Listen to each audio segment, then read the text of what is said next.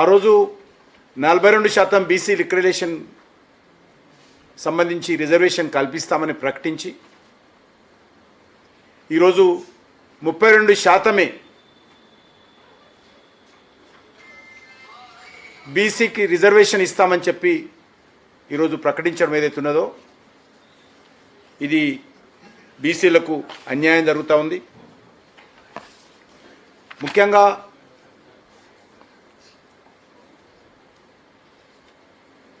మన తెలుగు రాష్ట్రాలలో ముఖ్యంగా హైదరాబాద్ హైకోర్టు చాలా స్పష్టంగా గతంలో కూడా రాజశేఖర రెడ్డి గారు ముఖ్యమంత్రిగా ఉన్నప్పుడు బీసీ ఈ పేరు మీద 4% ముస్లింలకు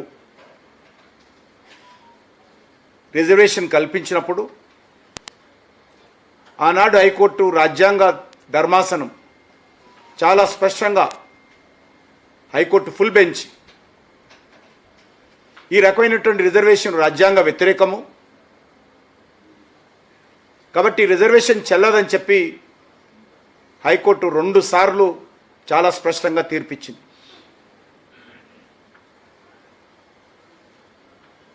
మళ్ళీ ఈరోజు అదే పద్ధతిలో ఆ 4% కూడా సుప్రీంకోర్టు నుంచి స్టే తెచ్చుకొని ఇంకా కొనసాగిస్తున్నారు. మళ్ళీ ఇప్పుడు 4% కాదని చెప్పి తగుదనమ్మా అని బీసీలకు అన్యాయం చేసే విధంగా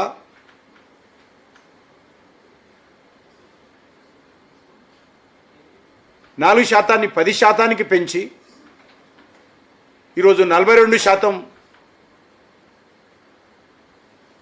బీసీ రిజర్వేషన్ ఇస్తున్నామని చెప్పి బీసీలను మభ్యపెట్టే విధంగా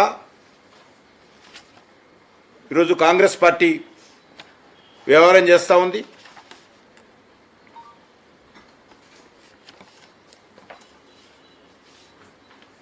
చాలా స్పష్టంగా కాంగ్రెస్ పార్టీ సర్వే పేరు మీద బీసీ జనాభాను తగ్గించేటువంటి ప్రయత్నం చేసింది. 56% అని ఒక దిక్కు చెప్పుతూ ఆ 56%లో 10% ముస్లింలను కలిపి మరి నిజమైనటువంటి బీసీలు 46% ఉన్నట్టుగా ప్రకటించి ఈ యొక్క రిజర్వేషన్ ప్రక్రియపై అనేక రకాల డొంక తిరుగుడు ప్రచారాలతో ప్రజలను మభ్యపెట్టే విధంగా ఈరోజు ప్రయత్నం చేస్తూ ఉంది. బీసీస్ 56% అని, అందులో బీసీ ముస్లిమ్స్ 10% అని, బీసీ హిందువులు 46% అని ఈరోజు కాంగ్రెస్ పార్టీ ప్రకటించింది. నేను ఈ సందర్భంగా మనవి చేస్తా ఉన్నాను, ఈరోజు రాజకీయపరమైనటువంటి స్థానిక సంస్థల రిజర్వేషన్స్ ఎవరికి లబ్ధి చేకూరే విధంగా కాంగ్రెస్ పార్టీ ప్రభుత్వం చేస్తుందో చెప్పాల్సినటువంటి అవసరం ఉంది. గతంలో కూడా కొంతమంది గ్రామీణ ప్రాంతాలలో పూర్తిగా చేతి వృత్తుల మీద ఆధారపడి జీవనం కొనసాగించేటువంటి కొన్ని సామాజిక వర్గాలకు దేశమంతా అనేక రాష్ట్రాల్లో రిజర్వేషన్ ఉంది. అంతేకాదు నరేంద్ర మోడీ గారు ప్రభుత్వం తీసుకొచ్చినటువంటి 10% ఈబీసీ రిజర్వేషన్లో కూడా ముస్లిం సామాజిక వర్గాలకు ఆ రిజర్వేషన్ పొందేటువంటి అధికారం ఉంది. మళ్ళీ ఈరోజు ఏమాత్రం చట్టబద్ధంగా న్యాయబద్ధంగా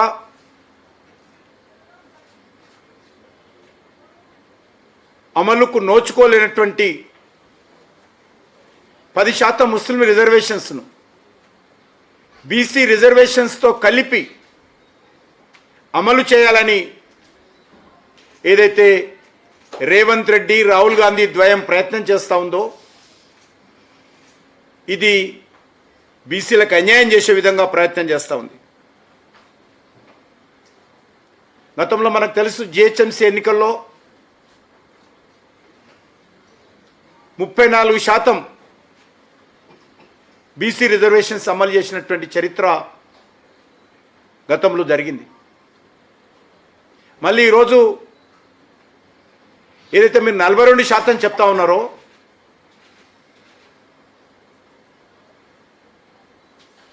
మరి ఈ యొక్క 42% రాజకీయ రిజర్వేషన్స్లో బీసీ రిజర్వేషన్ తగ్గిందా పెరిగిందా రేవంత్ రెడ్డి చెప్పాలి. గతంలో ఇదే హైదరాబాద్ నగరంలో 150 మున్సిపల్ డివిజన్స్ ఉంటే కార్పొరేషన్లో జిహెచ్ఎంసీలో 50 డివిజన్స్ బీసీలకు రిజర్వేషన్ చేయడం జరిగింది. మరి టీఆర్ఎస్ పార్టీ ఆ రోజు బీసీలకు అన్యాయం చేసింది. అంతకుముందు కాంగ్రెస్ పార్టీ ఆ 50 బీసీ సీట్లలో 30 సీట్లు బీసీయేతరులు గెలిచారు, మజ్లిస్ పార్టీ వాళ్ళు గెలిచారు. మళ్ళీ ఇప్పుడు 42%లో 10% ముస్లింలను కలిపి ఈరోజు హైదరాబాద్ నగరంలో ఉండేటువంటి అన్ని బీసీ సీట్లలో లేకపోతే అన్ని పట్టణాల్లో మున్సిపల్ కార్పొరేషన్స్లో మున్సిపాలిటీలలో ప్రతి బీసీ రిజర్వ్ సీట్లలో కూడా ముస్లింలు పోటీ చేసే విధంగా అవకాశం దొరుకుతుంది. ఇది ముస్లింలకు లబ్ధి చేకూరుతుందా లేకపోతే ఏ సామాజిక వర్గం పేరుతో మీరు రిజర్వేషన్స్ తీసుకొస్తున్నారో ఆ బీసీలకు న్యాయం జరుగుతుందా ప్రభుత్వం చెప్పాల్సినటువంటి అవసరం ఉంది.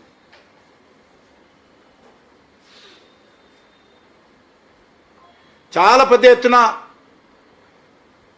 మేమేదో ఉద్ధరించామనే విధంగా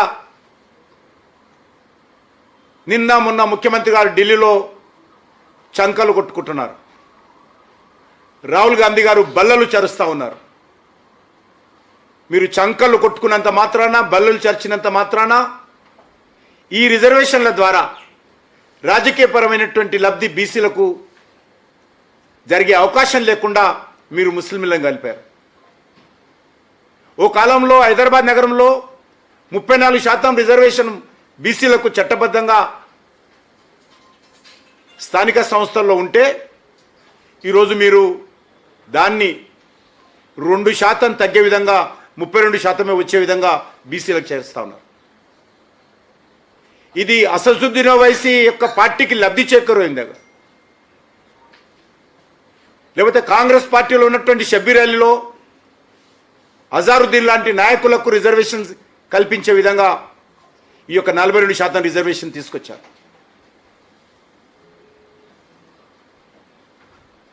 ఈరోజు వేల కోట్లకు పలగడెత్తినటువంటి అసదుద్దీన్తో సామాన్య బీసీ సామాజిక వర్గాల నుంచి వచ్చినటువంటి వ్యక్తులు ఏ రకంగా ఎన్నికల్లో తట్టుకుంటారో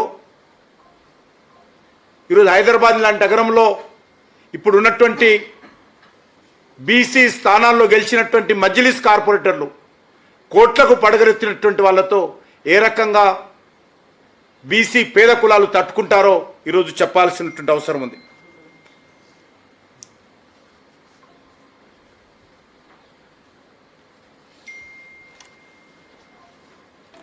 వాస్తవ పరిస్థితులు ఈ రకంగా ఉంటే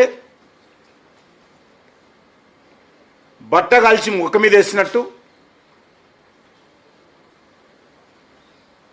ఈరోజు కాంగ్రెస్ పార్టీ తమ తప్పిదాల నుంచి తప్పించుకునేటువంటి ప్రయత్నం చేస్తూ ఉంది. అనేక దశాబ్దాలుగా పరిపాలించినటువంటి కాంగ్రెస్ పార్టీ ఏ రోజైనా బీసీ జనగణన వాళ్ళు ఆలోచించారా? అనేక రాజకీయ పార్టీల నుంచి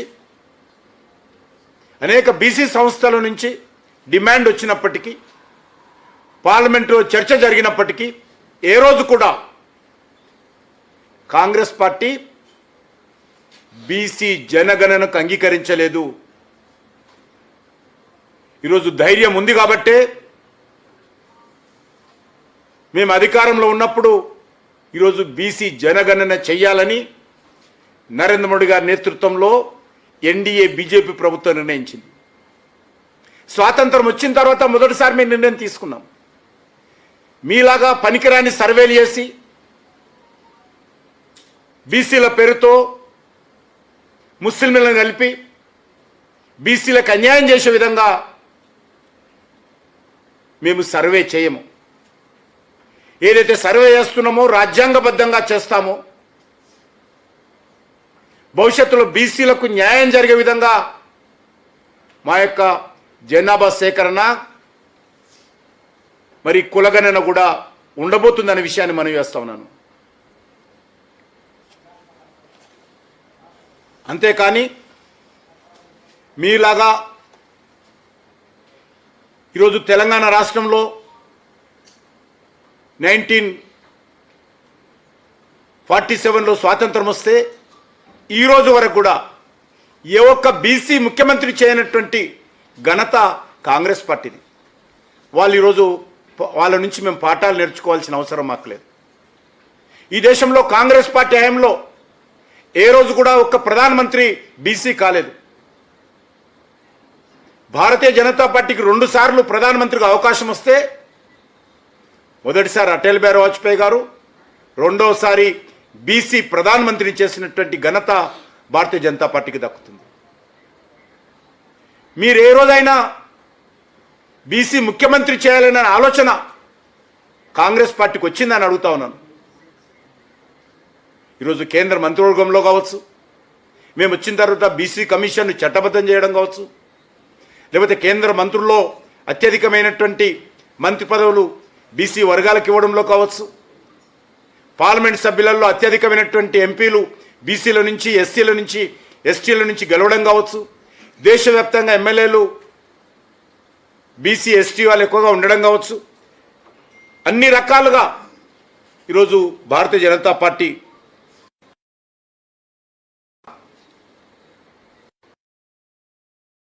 తో ముందుకెళ్తా ఉన్నాం. నిన్న మళ్ళీ రేవంత్ రెడ్డి గారు రావు గాంధీ పక్కన కూర్చొని కన్వర్టెడ్ బీసీ అంటారు. ఎట్లా కన్వర్టెడ్ బీసీ అవుతాడో చెప్పాల్సినటువంటి అవసరం ఉంది. రాజ్యాంగబద్ధంగా ఒక ముఖ్యమంత్రి స్థాయిలో ఉన్నటువంటి వ్యక్తి మిడిమిడి జ్ఞానంతో, దుందుడుకు విధానంతో రాజకీయ లబ్ధి కోసం ఈరోజు కులాలను విమర్శించేటువంటి పరిస్థితి, అవాక్కులు చవాక్కులు పేలే విధంగా ఈరోజు ముఖ్యమంత్రి గారు వ్యవహరిస్తూ ఉన్నారు. నేను ఒక్కటే అడుగుతా ఉన్నాను, స్వాతంత్రం వచ్చిన తర్వాత అనేక కులాలను దశల వారీగా బీసీలో చేర్చడం జరిగింది. 1972లో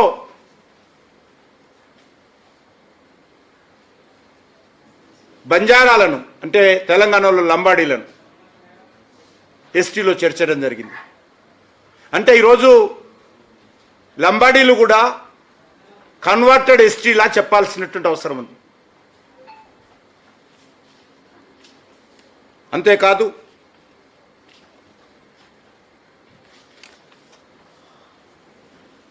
ఏదైతే 1994లో కాంగ్రెస్ పార్టీ గుజరాత్లో అధికారంలో ఉన్నప్పుడు మరి ఆ రోజు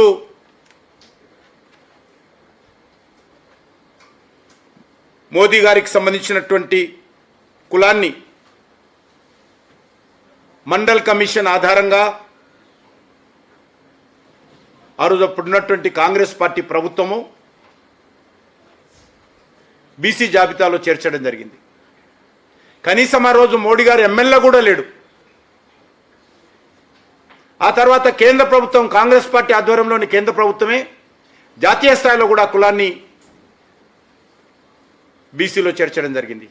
అదే సమయంలో మన తెలంగాణలో విశ్వ బ్రాహ్మణులతో సహా అనేక కులాలను బీసీ జాబితాలో చేర్చడం జరిగింది.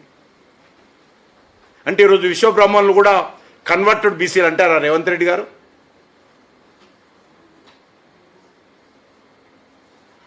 ఆ సమయంలో లేక తర్వాత చేరినటువంటి అనేక కులాలను converted BC, converted SC Rahul Gandhi Revanth Reddy అంటాడని అడుగుతా ఉన్నాను.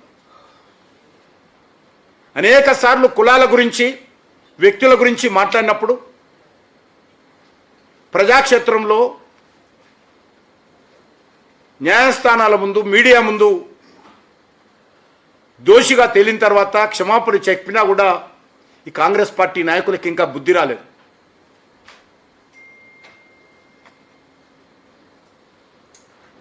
కొన్ని వందల కులాలు దశల వారీగా బీసీ వర్గాల్లో దేశంలో చేర్చారు. దానికి ఈరోజు కన్వర్టెడ్ బీసీ అని వ్యక్తిగతంగా కులాలను పట్టుకొని విమర్శించడము కాంగ్రెస్ పార్టీకి గత 10 సంవత్సరాలుగా అలవాటైంది. నరేంద్ర మోడీ గారిని నీచ స్థాయి వ్యక్తి అని అనేక రకాలుగా కాంగ్రెస్ పార్టీలో ఉన్నటువంటి నాయకులు మాట్లాడము వరుసగా మనం చూస్తూ ఉన్నాం. రాజకీయమైనటువంటి మైలేజ్ కోసం ద్వంద్వ విధానాలతో ఈరోజు వ్యవహరిస్తూ ఉన్నారు. మనం ఈరోజు చూస్తూ ఉన్నాం కాంగ్రెస్ పార్టీ వరుసగా దేశంలో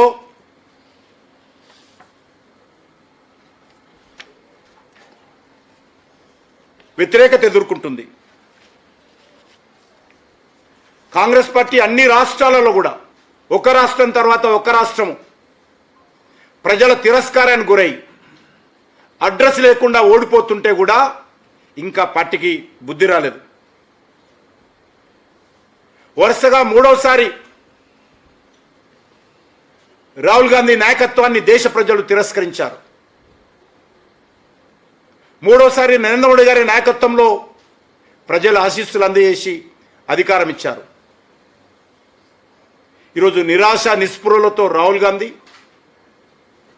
ఏ రకంగా వ్యవహరిస్తున్నారో ఏం మాట్లాడుతున్నారో అర్థం కాని పరిస్థితుల్లో ఆయనే ఉన్నారు.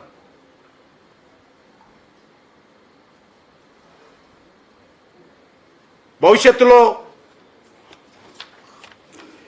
ఎప్పుడు ఎన్నికలు వచ్చినా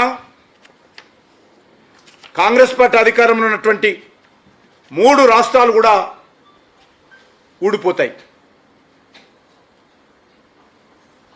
రాహుల్ గాంధీ కాదు ఏ ఒక్కరు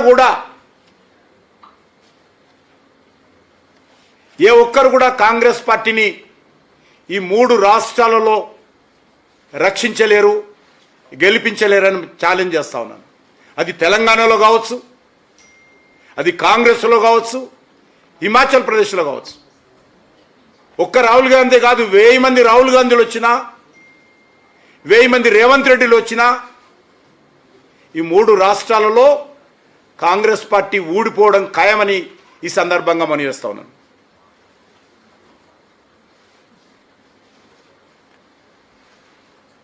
హిమాచల్ ప్రదేశ్లో కావచ్చు, అనేక ఎన్నికలు కాదు, 1000 మంది రాహుల్ గాంధీ వల్ల జరిగినటువంటి ఢిల్లీ ఎన్నికలతో సహా అనేక ఎన్నికల్లో గుండు సున్నా వచ్చినా కూడా అనేక సంవత్సరాల పాటు అధికారం వెలగబెట్టినటువంటి కాంగ్రెస్ పార్టీ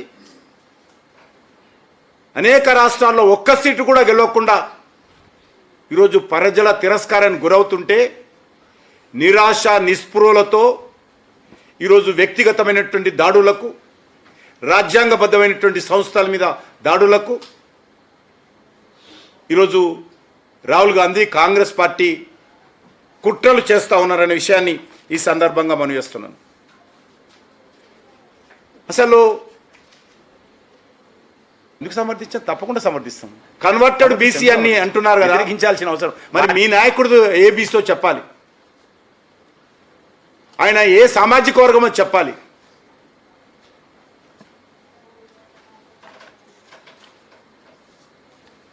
కాబట్టి ఒక దేశ ప్రధానమంత్రిని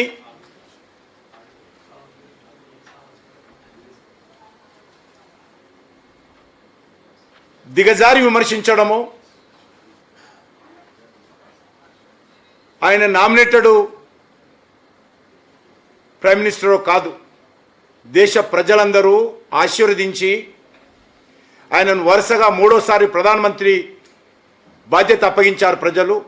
అలాంటి వ్యక్తిని మీరు నోటికొచ్చినట్టు మాట్లాడము, విమర్శించడము మరి ఎంతవరకు సమంజసమో వాళ్ళకే వదిలేస్తున్నాను, వాళ్ళ వివక్షతగా వదిలేస్తున్న విషయాన్ని ఈ సందర్భంగా మనం చేస్తా ఉన్నాం. మనకందరు తెలుసు, ఈ యొక్క స్థానిక సంస్థల ఎన్నికలు ఈ యొక్క పెంచిన రిజర్వేషన్స్తో జరగాలని భారతీయ జనతా పార్టీ కోరుకుంటుంది, డిమాండ్ చేస్తూ ఉంది. దానికి ఖచ్చితంగా భారత రాజ్యాంగంలోని 243D ప్రకారం రాష్ట్ర ప్రభుత్వాల అధీనంలో ఉన్నటువంటి అంశం ఇది. వాళ్ళు ఈ యొక్క స్థానిక సంస్థల్లో ఎన్నికల్లో వాళ్ళ రిజర్వేషన్ కల్పించేటువంటి హక్కు అధికారం ఉంది. దాని ద్వారా తెలంగాణలో ఎన్నికలు రాష్ట్ర హైకోర్టు తీర్పు ప్రకారము ఎన్నికల్లో నిర్వహించాలని చెప్పి కూడా మేము డిమాండ్ చేస్తూ ఉన్నాము. ఎట్టి పరిస్థితుల్లో ఈ ముస్లిం రిజర్వేషన్ కారణంగా న్యాయస్థానాల ముందు ఎవరైనా వెళ్తే ఆ యొక్క రిజర్వేషన్ స్టే కాకుండా చూసి 42% బీసీలకు మాత్రమే వర్తించే విధంగా చర్యలు తీసుకోవాలని మరొకసారి భారతీయ జనతా పార్టీ డిమాండ్ చేస్తోంది.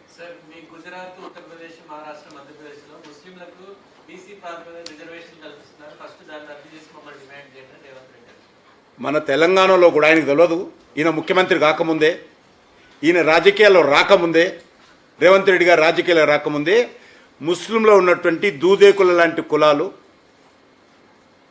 బీసీలలో ఉన్నారు. ఆ రకంగా దేశమంతా ఉన్నారు. ఈ రకంగా కట్టగట్టి ఈరోజు అసదుద్దీన్ ఓవైసీతో సహా, అజారుద్దీన్తో సహా, షబ్బీర్ అలీతో సహా మొత్తం ముస్లింలు అందరిని తెచ్చి ఈరోజు బీసీల కలపడం గతంలో లేదు. అది భారతీయ జనతా పార్టీ వ్యతిరేకిస్తుంది. ఆ రోజు వృత్తుల ఆధారంగా ఉంది, కులం ఆధారంగా లేదు. బీసీ డి కింద ఇచ్చినా ముస్లింలనే ఇస్తున్నారు తప్ప వీళ్ళ కులాలే లేవు. వీళ్ళ బీసీలలో ముస్లింలలో కులాలు లేవు. అది చెప్పాలి, రాహుల్ గాంధీ చెప్పాలి. ఆయన రాహుల్ గాంధీ చెప్పుకోవాలి, రేవంత్ రెడ్డి చెప్పుకోవాలి. నేను ఎందుకు అలా చెప్పాలి? నాకైతే అవగాహన లేదు. నీకు అవగాహన ఉంటే చెప్పింటా. తెలియదు నాకు, తెలియదు, మాకైతే తెలియదు. ఉండొచ్చు దానికి.